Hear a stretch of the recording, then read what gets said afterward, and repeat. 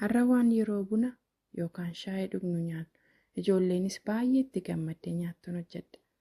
Fooliin urgaasaa baay'ee appitaayitii namaa bana. Baay'ee urgaas.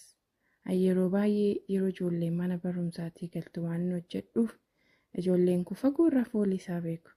Wanti barbaachisu aannan, shukkaaraa fi ashaboo xinnoo walitti danfisa. Zayitii daakuu furnoo fooliidhaaf immoo vaniillaatti naqeen waliin maka yookaan nan marqa.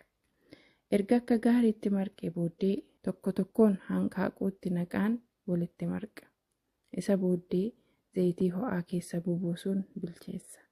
Hamma inni bilchaatutti immoo shukkaara, daakuu qarafaa fi vaniillaa waliin maka. Isa booda akka gaariitti akka wal ga'uuf waraqata keessatti naquun walitti cunqursa. Dhumarratti bareedinaaf chokkolaatii irra keessatti firfirseen dhiyeessaa.